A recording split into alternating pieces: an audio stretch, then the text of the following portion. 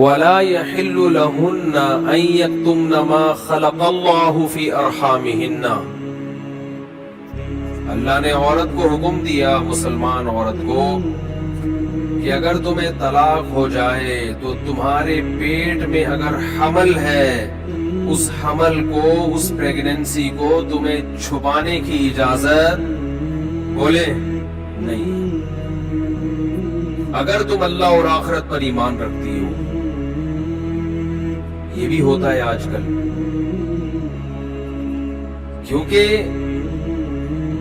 اس معاملے میں مرد عورت کی زبان پر اعتماد کرتا ہے. اگر ایک مرد نے کسی عورت کو طلاق دی، عورت کو اگر حمل ہے وہ چھپا لے گی اور وہ بتائے گی مجھے مینسز آنا شروع ہو گئے. مرد یقین کر لے گا بھائی 3 مینسز گزر گئے، عدت ختم. کسی اور مرد سے نکاح کرے گی، اس کو بتائے گی بھائی میری عدت پوری ہو گئی ہے. اس بات کا امکان ہے کہ وہ بچہ کسی اور مرد کے کھاتے میں ڈال دے. مرد تو نہیں دیکھ رہا کہ واقعی عدت ختم ہوئی ہے، یہ عورت جانتی ہے اور اللہ جانتا ہے. تو اس معاملے میں اللہ نے حکم دیا عورت کو کہ وہ خیانت بولے نہیں کرے. مردوں کو اللہ نے حکم دیا کہ جب بھی کسی عورت کو تم طلاق دو گے تو اس کا مال چھیننے کی تمہیں اجازت نہیں ہے. لا يحل لكم ان تأخذوا مما آتيتموهن شيئا. جو کچھ اس کو دیا ہے نا شادی سے پہلے، ایک دھیلا بھی واپس لینے کی اجازت بولو نہیں ہے. آج جہیز بھی جو وہ اپنے گھر سے لائی ہے نا وہ بھی ہتھیا لیتے ہیں. اپنے دیے ہوئے گفٹ تو واپس لیتے ہی ہیں، جو وہ اپنے گھر سے لائی ہے وہ بھی ہتھیا لیتے ہیں. یہ سارے قرآن کے احکام ہیں جس کی آج دھجیاں اڑائی جا رہی ہیں، کیونکہ ان احکام کا لوگوں کو علم ہی نہیں ہے. لوگ محرم میں کربلا، ربیع الاول میں جو مخصوص بیانات ہوتے ہیں وہ، یعنی سیزن وائز چل رہے ہوتے ہیں. ہم لوگ جو پریکٹیکل لائف ہے ہماری، عملی زندگی ہے جس کے لیے پیغمبر صلی اللہ علیہ وسلم کو بھیجا گیا، معاشرے کی اصلاح کے لیے، اللہ کے حقوق سکھانے کے لیے اور ایک دوسرے کے حقوق سکھانے کے لیے، اس پریکٹیکل لائف کی طرف ہماری توجہ نہیں ہے. کہ ہم دوسری چیزوں میں زیادہ لگ گئے ہیں. بس وہ جوشیلی تقریریں، لوگوں کو رلانا دھلانا، یہ کام رہ گیا. بہت سو کا، سب کا نہیں. اہل حق ہر دور میں رہیں گے. تو اللہ نے حکم دیا کہ ڈیورس کے بعد آپ کو عورت سے کچھ لینے کی اجازت بولو نہیں ہے. ہاں، خلا کی صورت میں مہر واپس لے سکتے ہو. خلا یہ ہوتا ہے کہ مطالبہ عورت کی طرف سے ہو طلاق کا. آپ تو نہیں دینا چاہتے، اچھی بھلی زندگی گزر رہی ہے، اسی کو دماغ خراب ہو رہا ہے اس کا، نہیں مجھے نہیں رہنا. تو پھر اس صورت میں مرد اگر ڈیورس دے تو وہ یہ شرط لگا سکتا ہے کہ میرا خرچہ واپس کرو. خام میں کیوں کرایا خرچ؟ کچھ دن پہلے ایک واقعہ سامنے آیا. ایک آدمی کی شادی ہوئی، دلہن نے پہلی رات کو بولا کہ آپ مجھے پسند نہیں ہو، میں تو کہیں اور شادی کرنا چاہتی تھی، ابا نے آپ کے متھے باندھ دیا. حالانکہ 6 مہینے سے تیاریاں چل رہی ہیں. اب کیا گزرے گی اس آدمی کے اوپر؟ تو خیر اس نے تو اٹھا کے پٹخنا ٹھگائی لگانا شروع کر دی. کم وقت ایک میسج کر دیتی کہ میں راضی نہیں ہوں، میرا خرچہ کرا دیا، اب پہلی رات کو بول رہی ہے کہ نئی ٹھگائی لگانی چاہیے تھی. میں نہیں کہہ رہا، لیکن اس نے لگائی ٹھگائی، غلط کیا اس نے. تو ایسے موقع پہ بھائی ٹھیک ہے اپنا راستہ لو، میرا خرچہ واپس. کون رکھے گا ایسی صورت میں؟ چاہتی کہیں اور تھی. بھائی تو چاہتی تھی بھی اگر کہیں اور، تو اب بتانے کی کیا ضرورت ہے؟ ہر بات بتائی تھوڑی جاتی ہے. بولو بھائی، دل میں بولو چاہتی تو تھی لیکن چلو ہو گئی، اب اسی کو چاہنا شروع کر دیں گے آہستہ آہستہ. گدھا بھی اگر آپ پال لینا تھوڑے دنوں میں اس سے بھی محبت ہو جاتی ہے. تو پورا 2 ہاتھ 2 پاؤں کا انسان ہے، تھوڑے دنوں میں اچھا لگنے لگے گا. یہ سوچ کے صبر کر لو. پوری رپورٹیں پیش کر رہی ہیں اس کو. पूरी रिपोर्ट। तो जुल्म वहां से हो, मुतालबा वहां से हो, तो फिर आप वापसी का, मेहर का वापस मुतालबा कर सकते हैं। वही जो मेहर दिया वापस दो। ये भी अल्लाह ने इन आयतों में हुक्म बयान किया। एक हुक्म अल्लाह ने ये भी बयान किया कि अगर रुखसती से पहले तलाक हो जाए तो पूरा मेहर नहीं देना पड़ता, बल्कि आधा मेहर देना पड़ता है। 1 लाख रुपए मेहर रखा गया था, आप अभी रुखसती हुई नहीं, आपने डिवोर्स दे दी, तो पूरा मेहर नहीं है बल्कि आधा मेहर। इसमें अल्लाह ने तरगीब दी है कि मर्द पूरा दे दे तो अच्छा है, और औरत को तरगीब दी है कि आधा भी माफ कर दो तो अच्छा है। तरगीब दोनों को दी जा रही है, छोड़ो भाई, लेकिन हुक्म बयान किया जा रहा है कि मर्द को आधा देना पड़ेगा अगर वो मुतालबा करे। और अल्लाह ने अहम हुक्म ये भी बयान किया कि जब औरत को तलाक दो तो जहां वो तलाक के बाद निकाह करना चाहती है उसके निकाह में रुकावट मत बनो, कबाब में हड्डी बनने की कोशिश मत करो। ये भी ज़माने जाहिलियत में होता था और आज भी होता है। फला तअदुलूहुन्ना अन यनकिहना अज़वाजहुन्ना, अगर तुमने छोड़ दिया है उसको, अरब इसको गैरत का मसला बना लिया करते थे कि हमने छोड़ा है तो अब हम कहीं और इसकी शादी नहीं करने देंगे। हमारा माज़अल्लाह यूं कहते थे थूका हुआ माल, जैसे आज भी लोग कहते हैं हम नहीं किस कहीं इसको निकाह करने देंगे। इससे भी कुरान ने क्या किया, मना किया। और इससे भी मना किया कि अपनी मर्जी से जबरदस्ती उसका निकाह भी मत कराओ तलाक याफ्ता का।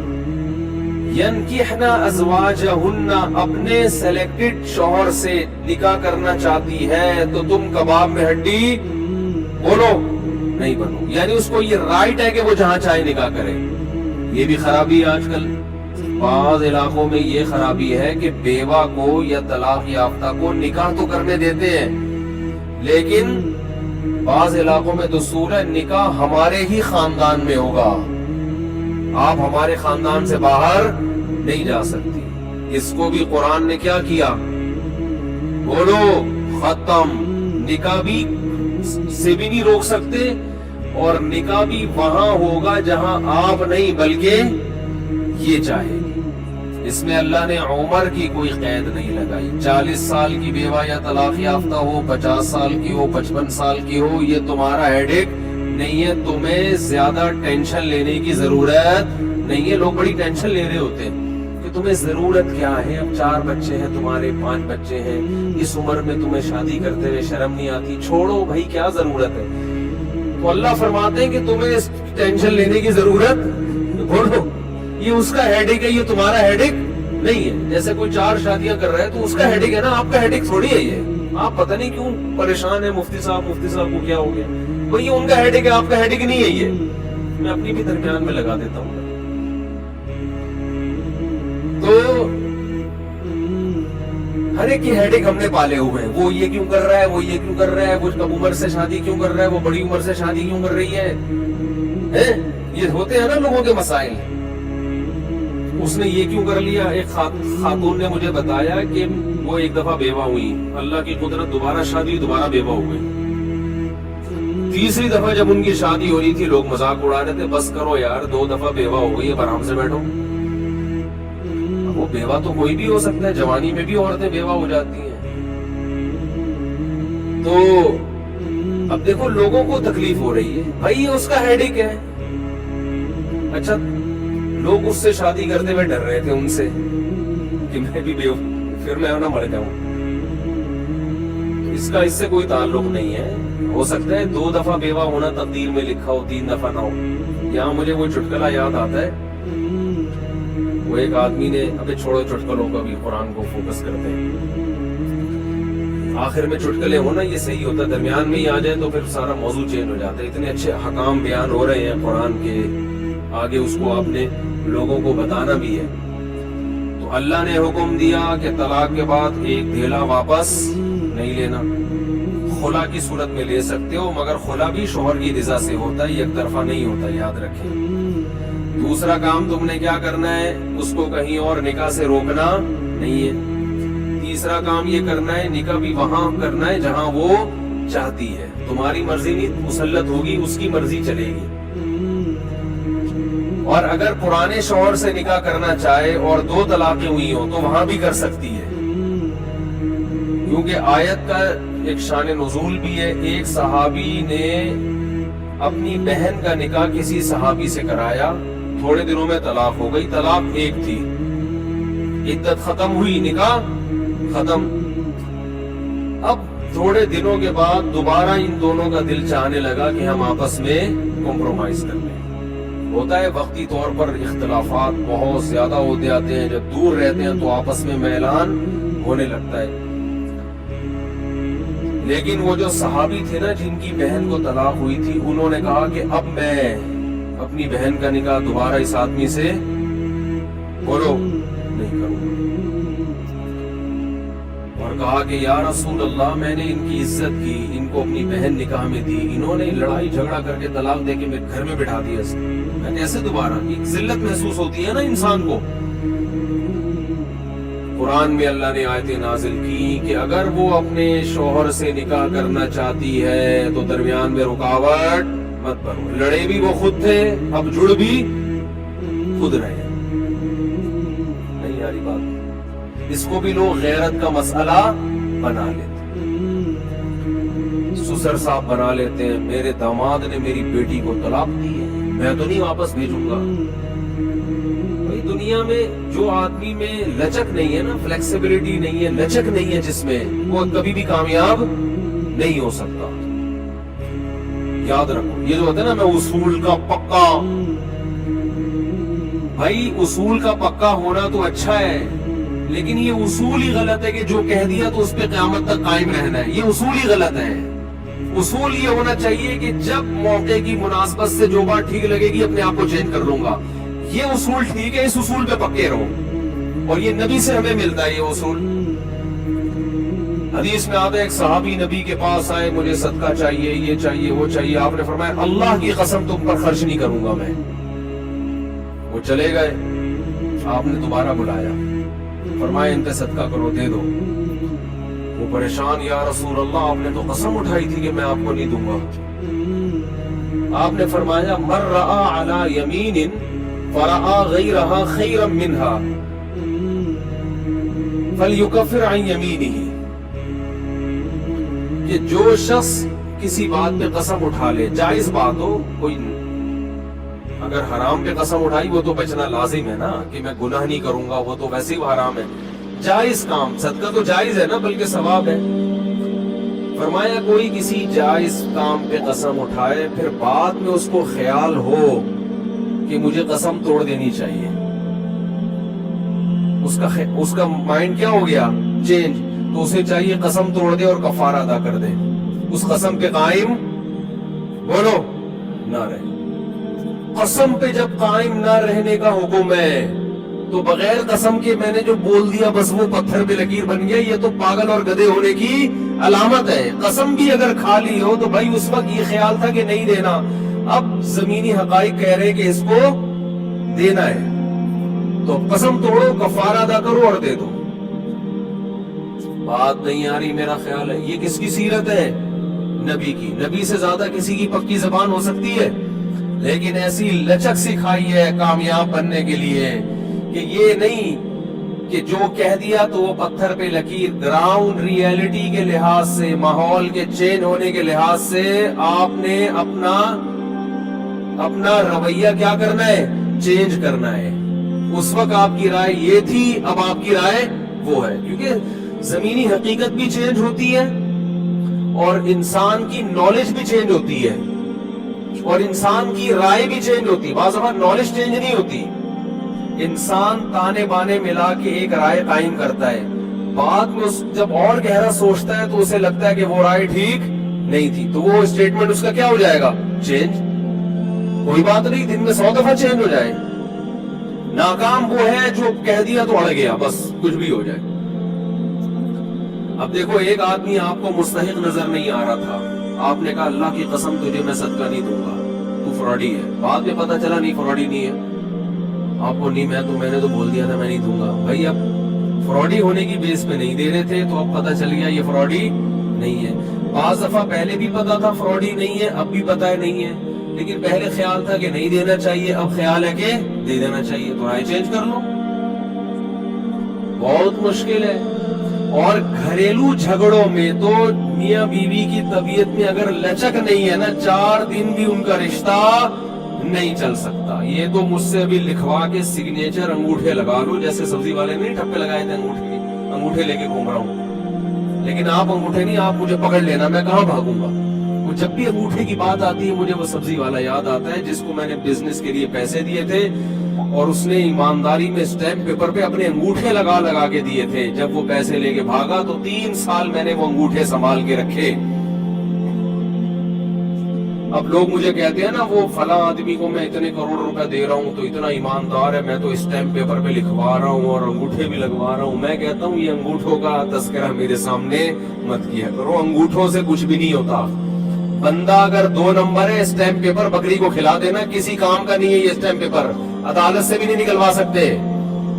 سمجھتے ہو, لکھوایا کرو ضرور لیکن اس سے ہوگا کچھ بھی نہیں.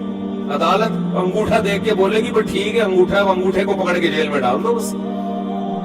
انگوٹھے کو دیے تم نے پیسے, بندہ تو پکڑائی میں آئے گا ہی نہیں, آ بھی گیا تو کچھ بھی نہیں کر سکتے. عدالت کہے گی دیے کیوں تھے, تو پیسہ دینے سے پہلے 100 دفعہ سوچا کریں. خیر, تو کیا بات چل رہی تھی, ابھی انگوٹھے کی بات کہاں سے آئی. ہاں, لچک پیدا کرنا چاہیے. میاں بیوی کا رشتہ تو ایسا ہے کہ اگر آپ کہیں کہ جو میں نے کہہ دیا بس وہ کیا ہے, آرڈر از آرڈر, تو بھائی اس کا مطلب آپ میدان جنگ میں کھڑے ہوئے ہیں, دشمن کی فوجیں آپ کے سامنے, اور آپ ایک فوج کی کمانڈ کر رہے ہیں کہ گولی چلانے کا آرڈر دیا تو کیا کرنا ہے. یہ گھر ہے, یہ میدان جنگ بولو نہیں ہے. یہاں آپ کا اسٹائل یہ ہونا چاہیے, آپ نے بیوی کو آرڈر دیا, گراؤنڈ ریئلٹی یہ کہہ رہی ہے کہ بھائی میرا روب اس پر بیٹھا ہوا ہے اور وہ پکوڑے بنا کے خود ہی کھا رہی ہے, آپ کو ایک لقمہ بھی نہیں کھانے دی. آپ غصے میں آئے, آپ نے کہا بیگم مزید پکوڑا اگر کھایا نا تو گراؤنڈ ریئلٹی کہہ رہی ہے کہ اس دھمکی سے یہ پکوڑے کھانا چھوڑ دے گی. لیکن آگے اس کا ایٹیٹیوڈ آپ نے دیکھا, اس نے کہا تو کیا کر لے گا, فوراً وہ کرچلی اٹھائی, تو کیا کر لے گا, فوراً لچک پیدا کرو. بولو تو صبر کروں گا اور کیا کروں گا, یہ کامیاب, یہ گھر کیا کیسے چلے گا, یہ رشتہ جوڑا رہے گا. اگر آپ نے اس کا ایٹیٹیوڈ دیکھ کے, اس کی پیشانی پہ سلوٹے دیکھ کے اپنی دھمکی کو واپس نہیں لیا تو یہ گھر کیا ہوگا, پکوڑے تو کھا لو گے آپ لیکن آپ کے بچوں کی ماں مارکیٹ سے چھاٹ گئے. تو اس میں گھر کے اندر کا اصول لچک, کامیاب آدمی ہو. ہاں اللہ ناقابل برداشت کوئی معاملہ ہو جائے تو ایک الگ بات ہے. تو اللہ نے کیا حکم دیا کہ اگر ڈیورس ہو گئی ہے پھر دوبارہ ملنا چاہتے ہیں تو کباب میں ہڈی بولو مت بنو, ملنے دو ان کو, کوئی مسئلہ نہیں ہے. ہاں یہ قرآن نے کہا ہے کہ اس شرط میں ملے کہ ان کا اپنے بارے میں یہ خیال ہو کہ دوبارہ وہ جھگڑے نہیں کریں گے. ایسا نہ ہو ملتے پھر وہی ٹینشنیں شروع کر دی. اب دوبارہ اپنی اصلاح کر کے آئیں کہ بھئی اب ان ماضی کے قصوں کو چھیڑنا نہیں ہے. لیکن یہ ایک یا 2 طلاقوں کے بعد ہے, 3 طلاق کے بعد نہیں مل سکتے جب تک کہ کہیں اور نکاح نہ ہو جائے اس کا. تو خیر قرآن مجید میں اس میں اللہ نے یہ بھی حکم دیا